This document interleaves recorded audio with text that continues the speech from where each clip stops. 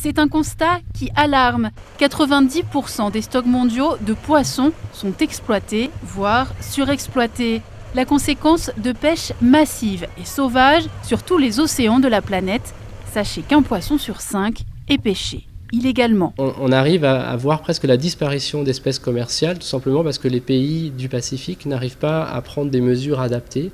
Ils essayent, il y a des organismes de pêche internationaux, ce qu'on appelle les ORGP, qui discutent, qui organisent des négociations internationales entre les pays pour mettre en place des quotas ou pour essayer de mettre en place des mesures de protection des stocks.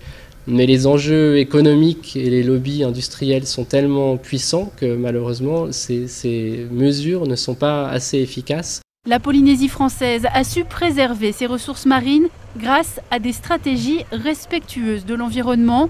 Aujourd'hui, 1024 espèces de poissons cohabitent dans nos eaux, mais les plus prisées comme le thon pourraient s'éteindre.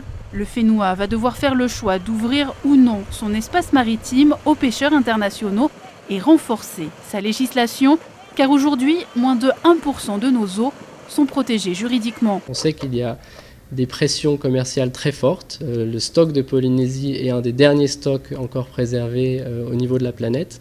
Donc bien entendu, cela intéresse beaucoup de nos voisins, cela intéresse les Asiatiques, les Espagnols, qui aimeraient rentrer dans la zone pour pouvoir continuer à faire les dégâts qu'ils ont fait dans les autres pays. On a la chance d'avoir un peu cette page blanche que le pays peut écrire pour la ZEE de Polynésie et il peut décider ce qu'on pourra faire ou ne pas faire en Polynésie. Donc on peut soit décider de faire comme d'autres pays l'ont fait, d'exploiter l'intégralité de notre surface et malheureusement de participer au déclin du stock international, soit se dire on garde certaines parties et cette partie, par débordement, va régénérer les stocks et être utile pour l'ensemble des parties aux alentours où on va pêcher. Un rapport sur l'état de nos stocks et sur les perspectives de la filière pêche sera publié d'ici 3 à 4 mois.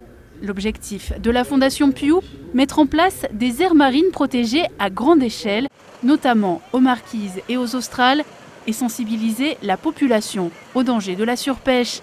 500 élèves de Tahiti et Moorea ont déjà rencontré l'association qui a édité une bande dessinée pour les scolaires.